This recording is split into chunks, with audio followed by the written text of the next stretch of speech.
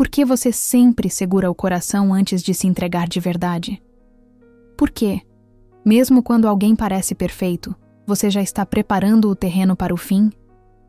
Por que aquela voz na sua cabeça não para de repetir que você não deveria confiar de novo?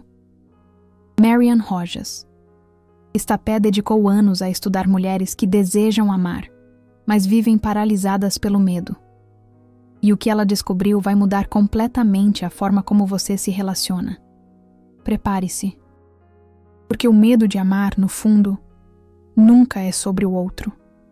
É sobre uma ferida que você carrega, uma ferida que te acompanha e que muitas vezes você nem percebe que está ali, sangrando silenciosamente. Teve uma mulher que chegou no consultório da Marian e disse algo que talvez você já tenha sentido na pele. Eu quero amar. Eu quero me entregar de corpo e alma. Mas toda vez que começo a sentir algo de verdade, meu corpo trava. Eu me saboto. Eu crio distâncias. Eu invento problemas que não existem. E quando ele finalmente vai embora, eu me sinto aliviada e destruída, ao mesmo tempo. Que ironia, não é mesmo? Marian olhou fundo nos olhos dela e fez uma pergunta que mudou tudo. Você tem medo de amar? Ou você tem medo de ser abandonada de novo? Pense bem. E nesse momento, a mulher desabou em lágrimas. Porque ela nunca tinha parado para pensar que não era o amor que a assustava. Era a dor que vinha depois. A possibilidade de reviver um trauma antigo. Se você já se sentiu assim, se você já afastou alguém que realmente gostava de você, porque era mais fácil controlar a despedida do que esperar ser deixada para trás. Este roteiro é para você, porque Marian Rojas Estapé não vai te dar fórmulas mágicas. Ela vai te mostrar como curar a ferida que te impede de viver o amor que você merece. Aquele amor leve, genuíno e transformador. Essa mulher se chamava Ana, 35 anos. Bem-sucedida profissionalmente, independente em todos os aspectos da vida e completamente incapaz de confiar em alguém por mais de 3 meses. Era um padrão. Toda vez que um relacionamento começava a ficar sério demais, Ana encontrava um motivo, qualquer motivo, para terminar. Ele é muito grudento. Ele não é presente o suficiente. Ele simplesmente não entende as minhas necessidades. E no fundo, ela sabia que estava mentindo, para si mesma. Teve um relacionamento que durou 4 meses. O cara era tudo o que ela dizia que queria. Gentil, atencioso, sempre presente. Mas quando ele disse que queria apresentá-la aos amigos, Ana sentiu um nó na garganta, uma ansiedade avassaladora. Passou a noite inteira sem dormir. E na manhã seguinte, terminou tudo por mensagem. Seco, rápido. Disse que não estava pronta, que precisava de espaço, que as coisas estavam indo rápido demais. Ele tentou entender. Perguntou se tinha feito algo errado. E Ana disse que não. Mas a verdade é que ele tinha feito algo. Ele tinha demonstrado que levava a relação a sério. E isso aterrorizou Ana. Despertou seus piores medos. Teve outro relacionamento que durou 2 meses. Esse era mais distante, menos expressivo. E Ana se sentia segura com essa distância. Era como se existisse um muro entre eles. Até que um dia ele disse que estava apaixonado. E Ana sentiu aquela coisa no peito. Aquela urgência incontrolável de fugir. Ela criou uma briga por algo insignificante. Ele esqueceu de responder uma mensagem. Ela transformou isso em uma guerra. E quando ele foi embora, ela sentiu aquele alívio perverso. Eu sabia que ele não era confiável. Mas no fundo, bem lá no fundo, ela sabia. O problema não eram os caras. O problema era ela. O que Ana não sabia é que ela estava repetindo um padrão. Um padrão que começou muito antes do primeiro namorado. Um padrão que foi gravado no cérebro dela quando ela ainda era criança. E esse padrão estava controlando cada decisão que ela tomava em relação ao amor. Era como um programa rodando em segundo plano. Marian começou a sessão perguntando sobre a infância dela, e Ana disse o que muitas mulheres dizem. Foi normal. Meus pais se separaram quando eu tinha 8 anos. Meu pai saiu de casa e prometeu que ia me buscar todo o fim de semana. No começo, ele até cumpria. Depois passou a ser uma vez por mês. Depois, simplesmente parou. Ana lembrava de esperar na janela toda sexta-feira, com a mochila pronta, o coração acelerado, pensando que, dessa vez, ele ia chegar. E quando escurecia e ele não aparecia, a mãe dela dizia: ele deve ter tido um imprevisto. Mas Ana via nos olhos da mãe que era mentira. E ela ficava ali, olhando a rua vazia, sentindo aquela dor no peito. Aquela dor lancinante que uma criança de 8 anos não sabe nomear. Com o tempo, ela parou de esperar. Parou de arrumar a mochila. Parou de perguntar pela visita. E quando a mãe perguntava se ela queria ligar para o pai, Ana dizia que não. Está tudo bem, mãe. Eu não me importo. Mas ela se importava. E muito. Ela só tinha aprendido que era mais seguro não esperar do que esperar e se decepcionar. Era uma forma de se proteger. Marian a interrompeu nesse momento. Você percebe que foi nesse momento que você aprendeu que amor significa abandono? Que pergunta impactante, não é mesmo? Ana ficou em silêncio. Profundo silêncio. Porque ela nunca tinha pensado nisso. Ela sempre achou que tinha superado a separação dos pais. Afinal, ela era independente, bem-sucedida, não precisava de ninguém. Mas Marian mostrou para ela que essa independência era, na verdade, uma armadura. Uma forma de nunca mais se colocar na posição daquela criança na janela, esperando alguém que nunca vem. Marian explicou algo que virou tudo de cabeça para baixo. Seu cérebro de criança não entendeu que seu pai foi embora por problemas dele. Seu cérebro entendeu que você não era suficiente para ele ficar. E desde então, você vive provando para si mesma que estava certa. Cada vez que você afasta um homem antes que ele te deixe, você está dizendo para aquela criança na janela: viu? Eu estava certa. Amor é abandono. Então, é melhor eu ir embora primeiro. Ana começou a chorar compulsivamente. As lágrimas escorriam pelo rosto, porque ela nunca tinha enxergado a situação dessa forma. Ela achava que estava se protegendo, mas na verdade, ela estava se punindo, repetindo a mesma dor que tentava evitar desesperadamente. Isso é o que Marian Rojas chama de ferida primária. É aquela dor que você sentiu na infância. Quando alguém que deveria te amar incondicionalmente te deixou, te rejeitou, te ignorou, e essa ferida nunca cicatrizou por completo. Ela só foi coberta por camadas de independência, controle e medo. E sabe o que é pior? Você nem percebe que está vivendo a partir dessa ferida. Você acha que está sendo racional, que está se protegendo, que está fazendo escolhas maduras, mas na verdade, você está repetindo o mesmo padrão de abandono. Só que agora, você é quem abandona primeiro. Ana começou a ver isso nas sessões com Marian. Cada vez que um homem demonstrava interesse real, interesse de construir algo sério, o corpo dela entrava em alerta máximo. O coração acelerava, a respiração ficava curta e a mente começava a criar histórias. Ele vai me trair. Ele vai cansar de mim. Ele vai encontrar alguém melhor.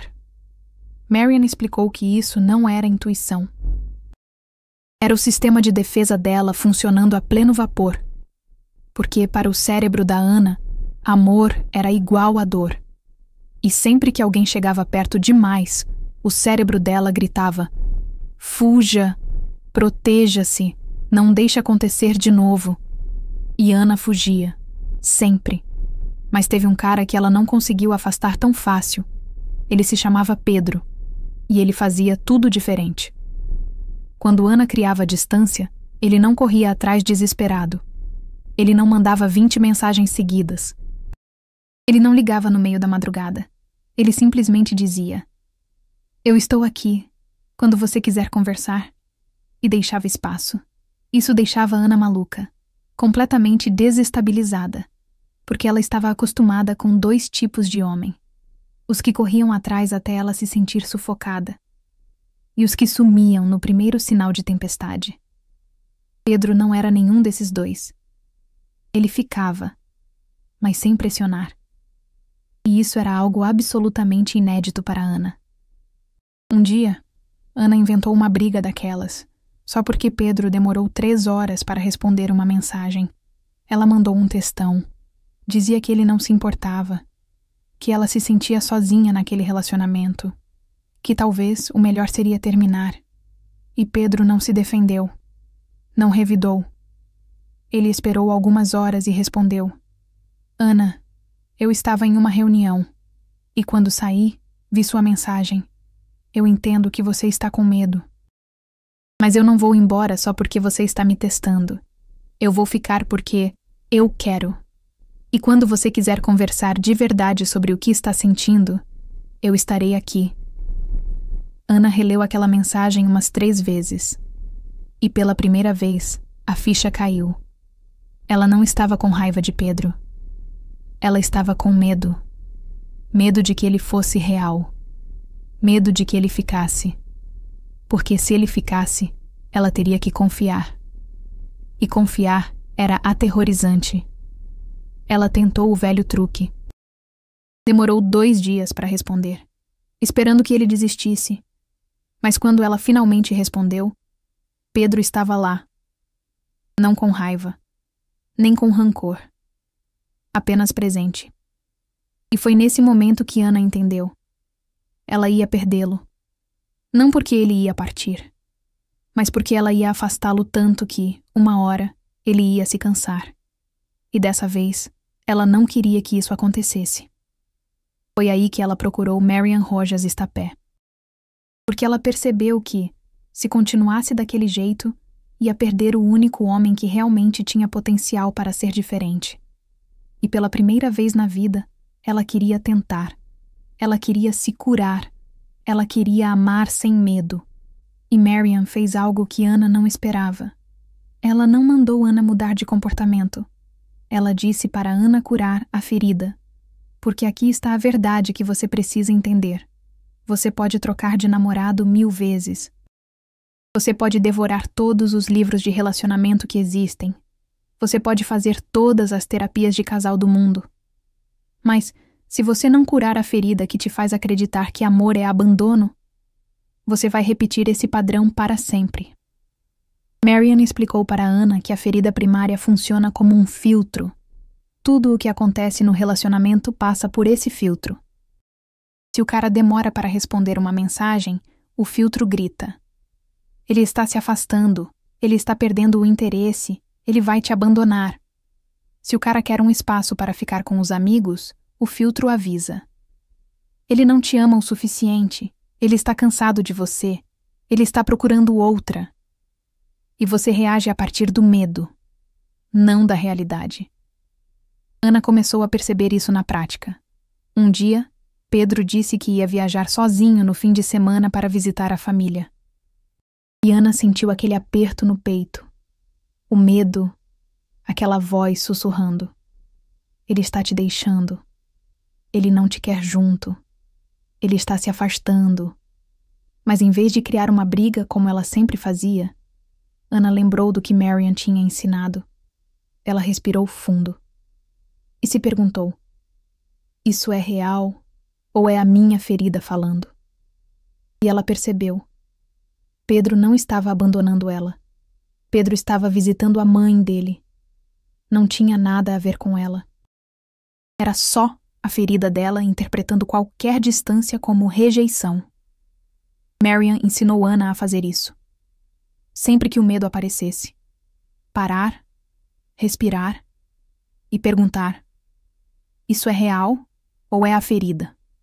E com o tempo, Ana começou a ver que 90% do medo que ela sentia não era baseado em nada que Pedro estava fazendo.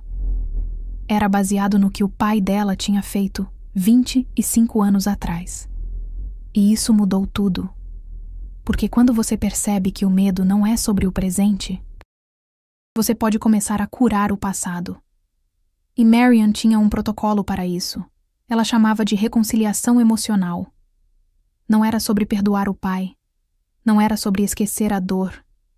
Era sobre ensinar o cérebro de Ana que aquilo que aconteceu na infância não define o que vai acontecer. Agora, Marian pediu para Ana escrever uma carta para a menina de 8 anos que foi abandonada pelo pai. E nessa carta, Ana tinha que dizer tudo o que a menina precisava ouvir naquela época. Mas ninguém disse: "Não foi culpa sua. Você era amada. Você era suficiente. O que ele fez foi sobre ele, não sobre você." Ana levou 1 semana para conseguir escrever. Toda vez que ela pegava o papel, travava, porque reconhecer aquela dor significava admitir que ela ainda existia. E Ana tinha passado 27 anos dizendo para si mesma que estava tudo bem, mas não estava. E ela sabia. Quando ela finalmente conseguiu escrever, as palavras saíram como uma enxurrada. Ana escreveu para aquela menina na janela: "Eu sei que você está esperando. Eu sei que você acha que, se ele não volta, é porque você fez alguma coisa errada. Mas não foi. Você não fez nada errado. Você era uma criança. E você merecia um pai que ficasse. Você merecia ser prioridade. Você merecia ser amada sem condições. Não foi culpa sua que ele foi embora. Foi escolha dele. E essa escolha não diz nada sobre quem você é. Diz tudo sobre quem ele era. Você é suficiente. Você sempre foi. E eu prometo que vou cuidar de você. Eu não vou mais deixar que você fique esperando na janela. Eu não vou mais provar que você estava certa sobre amor ser abandono. Porque você merece mais do que isso. Você merece amor real. E eu vou deixar entrar." Ana chorou escrevendo cada palavra. Porque pela primeira vez, ela estava dando para si mesma o que ela sempre esperou que alguém desse: validação, segurança, amor incondicional. E ela percebeu. Ela tinha passado a vida inteira esperando que um homem curasse aquela ferida. Mas nenhum homem podia fazer isso. Só ela podia. E depois de escrever a carta, Marian pediu para ela fazer algo ainda mais difícil: ler a carta em voz alta, para si mesma, olhando no espelho. Ana achou ridículo no começo, constrangedor. Ela se sentia boba falando sozinha no espelho. Mas Marian explicou: quando você lê em voz alta, você está usando outro sentido. Você está ouvindo as palavras que escreveu. E o cérebro processa diferente. É como se você estivesse realmente recebendo aquelas palavras de alguém. Então Ana tentou. E quando ela olhou para si mesma no espelho e começou a ler, algo mudou, porque ela não via a mulher de 35 anos. Ela via aquela menina de 8 anos, assustada, confusa, achando que não era amada. E pela primeira vez, alguém estava falando com ela, dizendo que não foi culpa dela. Que ela era suficiente, que ela merecia amor. E aquela criança, que tinha ficado congelada naquele momento de abandono, finalmente foi vista. Finalmente foi acolhida. E Ana chorou, não de tristeza, mas de alívio, porque ela estava finalmente deixando aquela dor ir embora. Marian explica que essa é a única forma de curar feridas primárias. Você precisa voltar no momento da dor e ressignificar. Você precisa dar para a criança que você foi o que ela não recebeu na época.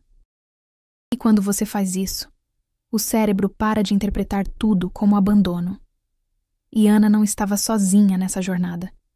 Marian compartilhou com ela histórias de outras mulheres, que também haviam trilhado esse mesmo caminho. Uma delas havia sido traída pelo primeiro namorado. ainda aos 15 anos, e desde então ela vivia em constante alerta, procurando indícios de traição em cada homem que se aproximava. Uma mensagem no celular, um simples like no Instagram. Uma demora, mesmo que pequena, para responder. Tudo, absolutamente tudo, era interpretado como prova de infidelidade. E sabe o que inevitavelmente acontecia? Os homens, exaustos, desistiam, cansavam de ser constantemente interrogados, de serem vigiados a cada instante, de precisarem provar sua lealdade a todo momento. E quando finalmente partiam, a mulher, com um ar de triunfo amargo, sentenciava: "Eu sabia, todos são iguais." Mas a verdade, por mais dolorosa que fosse, era que o problema não residia nos homens. A raiz do problema era, e sempre foi, a ferida da traição, aquela cicatriz aberta aos 15 anos. E enquanto essa ferida permanecesse aberta e não cicatrizada, ela continuaria, inevitavelmente, atraindo e afastando, sempre, o mesmo tipo de situação, um ciclo vicioso. Houve outra mulher, que paradoxalmente, nunca havia sido abandonada por um homem, mas, ironicamente, havia sofrido a dor da rejeição, sendo cruelmente excluída por suas amigas durante a adolescência. Ela foi simplesmente e sumariamente deixada de lado pelo grupo. Passou longos e solitários meses almoçando sozinha no refeitório, e em seu íntimo aprendeu uma lição distorcida. Se ela se destacasse demais, se ousasse brilhar com intensidade, seria inevitavelmente rejeitada, novamente. E assim, em seus relacionamentos amorosos, ela se anulava, se apagava. Concordava com tudo, jamais expressava sua própria opinião.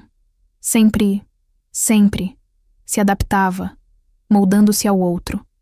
E, previsivelmente, os homens perdiam o interesse, porque, na realidade, eles não estavam se relacionando com uma pessoa real, um ser único e individual, mas sim, com um mero reflexo de si mesmos, um espelho. E quando esses relacionamentos inevitavelmente terminavam, ela, com um semblante resignado, confirmava sua crença limitante. Eu não sou interessante o suficiente. Mas, novamente, o problema não era ela ser interessante ou não. A verdadeira questão era a ferida da rejeição, essa dor profunda que a forçava a esconder sua verdadeira essência, a reprimir quem ela realmente era. Marian, com sua sabedoria e empatia, disse para Ana: "Todas vocês carregam feridas diferentes, mas o padrão, inacreditavelmente, é o mesmo. Algo aconteceu. Alguém, em algum momento, me machucou profundamente. E você, em sua busca por autopreservação, decidiu que a melhor forma de evitar ser ferida novamente era nunca se entregar por completo. Mas essa proteção, que inicialmente parecia uma solução, se transformou em uma prisão. E agora, você está aprisionada em um ciclo vicioso, um padrão destrutivo que te impede de viver o amor verdadeiro, o amor genuíno que você tanto merece." Ana, finalmente, entendeu. E com uma determinação renovada, decidiu que não queria mais viver dessa forma. Ela se dedicou ao exercício da carta, escrevendo semanalmente, durante 2 longos meses. E aos poucos, gradualmente, o medo, esse monstro paralisante, foi perdendo sua força. Não desapareceu da noite para o dia, como num passe de mágica, mas foi diminuindo, se tornando menos intenso, menos urgente, menos real. Ela ainda o sentia. É verdade. Mas não era mais um grito ensurdecedor, um comando imperativo. Era apenas um sussurro, um murmúrio suave. E, o mais importante, ela conseguia ouvir esse sussurro, sem permitir que ele ditasse suas ações, sem que ele a controlasse. E então, em um determinado momento, ela percebeu, sentiu, que estava diferente. Pedro, casualmente, mencionou que ia sair com os amigos e, para sua surpresa, ela não sentiu nada, nenhum aperto no peito, nenhuma pontada de insegurança, nenhum medo irracional, nenhuma voz implorando para que ele não se afastasse. Ela simplesmente e genuinamente disse: "Se divirta." E ela estava sendo sincera, radiante. Ela compartilhou essa experiência com Marian. E Marian, com um sorriso caloroso, respondeu: "Você percebe o que acabou de acontecer? Você amou sem medo. Pela primeira vez em sua vida, você confiou, sem sentir a necessidade de controlar." Nesse momento, as lágrimas brotaram dos olhos de Ana. Ela finalmente compreendeu que o problema nunca foram os homens que ela escolhia.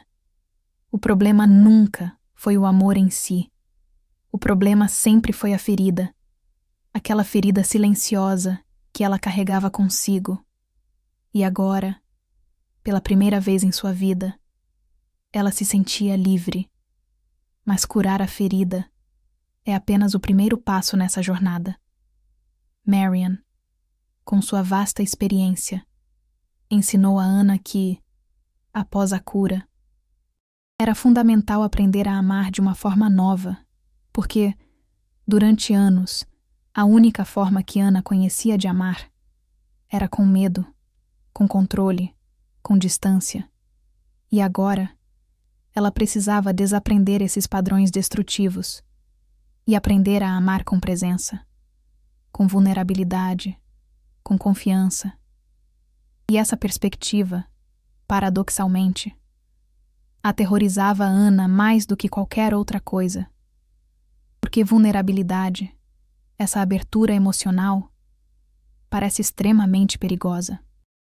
Quando você passou a vida inteira se protegendo, blindando seu coração de qualquer possível dor, Marian, com sua voz suave e reconfortante, explicou para Ana que vulnerabilidade não é sinônimo de fraqueza. Pelo contrário, vulnerabilidade é coragem. É a capacidade de dizer: "Eu tenho medo, eu reconheço que posso me machucar, mas, apesar do medo, eu vou tentar mesmo assim." E quando você se permite essa vulnerabilidade, você não está se colocando em risco. Na verdade, você está se dando a chance, a oportunidade de viver algo real, algo profundo, algo genuíno. Ana, com hesitação, começou a praticar essa vulnerabilidade com Pedro. E, como era de se esperar, foi extremamente difícil, porque vulnerabilidade não surge naturalmente, não floresce espontaneamente. Quando você passou anos se blindando, construindo muros ao redor do seu coração, em um determinado dia, Pedro, com carinho, perguntou se ela gostaria de conhecer seus pais. Era um domingo. Ele planejava viajar para a cidade onde sua família morava e queria que ela o acompanhasse.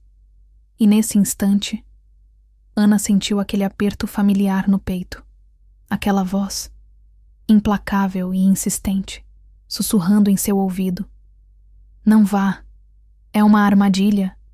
Ele vai te expor, vai te mostrar para todo mundo, e quando eles não gostarem de você, ele vai te deixar."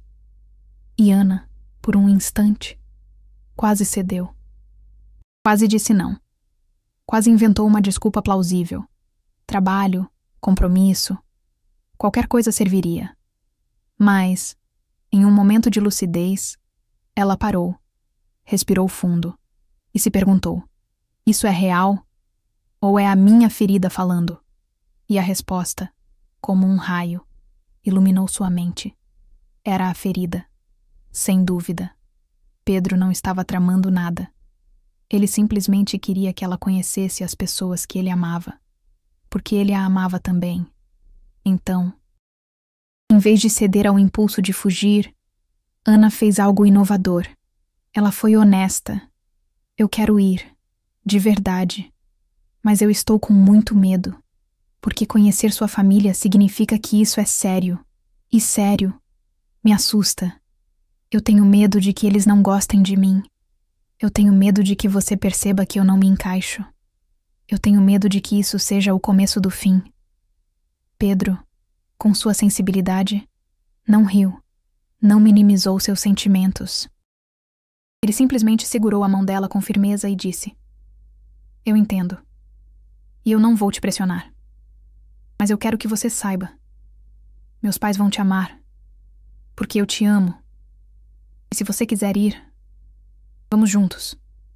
E se você quiser esperar, eu espero. Não tem pressão. Não se preocupe. Ana olhou nos olhos dele e percebeu. Pedro não estava condicionando o amor dele à decisão dela. Ele não estava dizendo: se você não for, eu vou ficar bravo. Ele estava, genuinamente, oferecendo espaço. Estava respeitando o medo dela e, ao mesmo tempo, estava reafirmando, com cada gesto e palavra, que ela era amada. E foi essa demonstração de amor incondicional que deu a coragem que Ana precisava. Ela respirou fundo e disse: Eu vou. Eu estou com medo. Muito medo. Mas eu vou. E eles foram. E foi estranho. E desconfortável. E Ana passou o dia inteiro tensa, apreensiva. Mas Pedro segurou a mão dela. E quando ela começou a se fechar, a se retrair, ele a puxou de volta, gentilmente. E no final do dia, Ana percebeu. Ela tinha sobrevivido. Ela tinha sido vulnerável. Ela tinha se exposto. E, inacreditavelmente, nada de ruim tinha acontecido. E foi nesse momento que Ana finalmente entendeu. Amar sem medo não significa ausência de medo. Significa sentir o medo, reconhecê-lo e escolher amar. Mesmo assim. Significa dizer: eu estou apavorada, mas eu confio em você. Eu confio em mim. E eu vou arriscar. Marian sempre diz isso.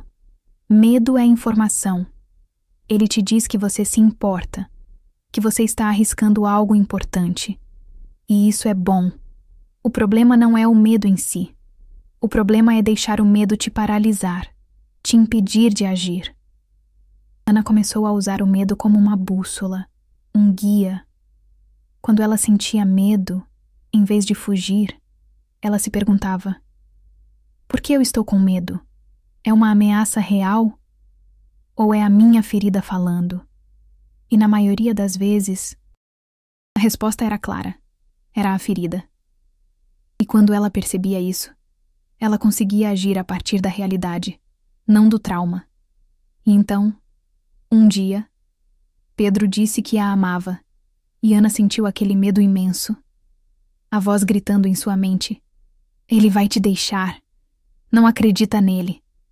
Proteja seu coração. Construa um muro. Mas dessa vez, Ana não fugiu. Ela respirou fundo, profundamente, e disse: eu também te amo. E eu estou com muito medo de te perder. Mas eu vou confiar em você. E Pedro a abraçou, apertado. E pela primeira vez em sua vida, Ana se permitiu ser amada, sem colocar uma parede no meio, sem se proteger. Marian afirma que esse é o momento em que a cura realmente acontece. Quando você consegue receber amor, sem sabotagem, sem criar distância, sem se auto-boicotar, sem procurar defeitos. Quando você consegue dizer: eu mereço isso, e acreditar. Ana levou quase 1 ano para chegar nesse ponto. 1 ano de terapia intensa, de cartas escritas com a alma, de exercícios para o autoconhecimento, de desconstruir padrões arraigados, de enfrentar medos paralisantes.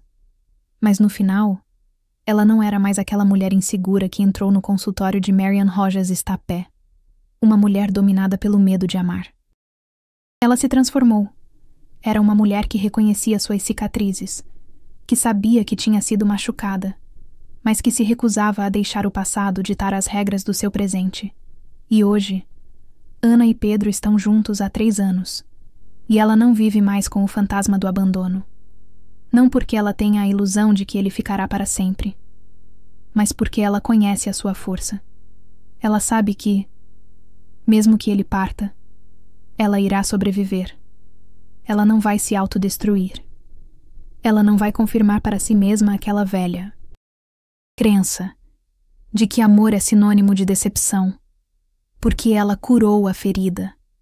E agora, ela está livre para amar de verdade, para se entregar de corpo e alma. Se você chegou até aqui, é porque alguma parte dessa história ressoou dentro de você. Talvez você se identifique com a trajetória de Ana. Talvez você também carregue uma ferida aberta, que te impede de confiar plenamente. Talvez você, inconscientemente, sabote todo o relacionamento promissor, antes mesmo que ele tenha a chance de te machucar. E se for esse o seu caso, eu quero te dizer algo muito importante. Você não está quebrada. Você não é incapaz de amar. Você apenas precisa dedicar um tempo para cuidar, para curar aquilo que foi ferido em você.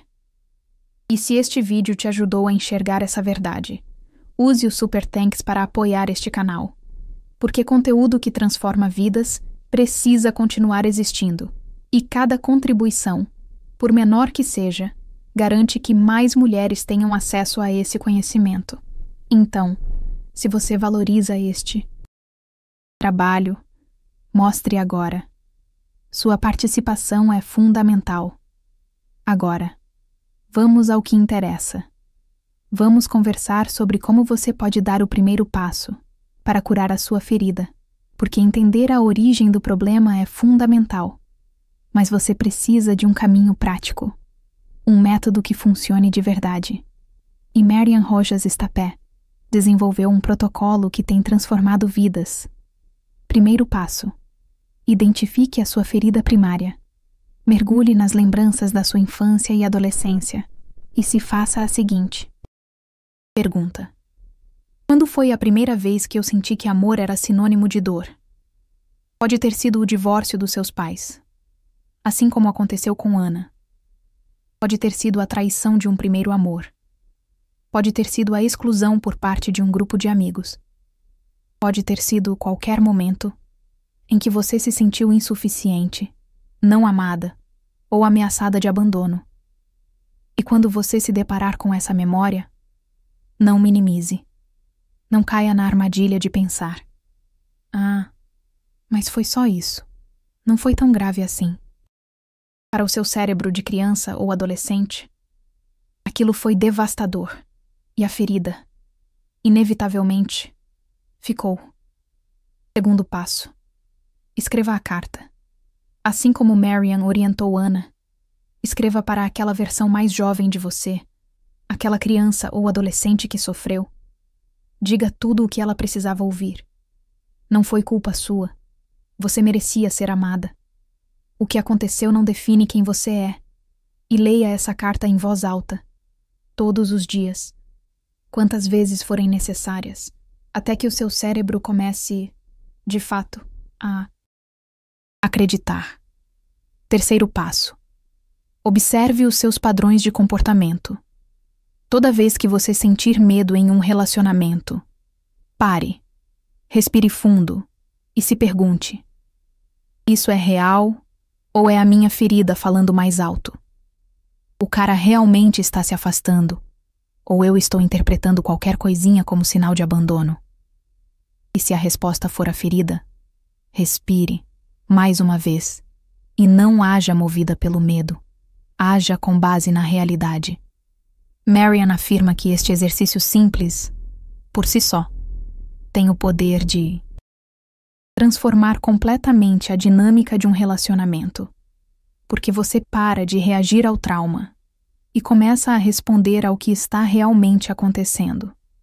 Quarto passo: pratique a vulnerabilidade. Comece aos poucos, com alguém em quem você confia plenamente. Diga: eu estou com medo. Eu me sinto insegura. Eu preciso do seu apoio.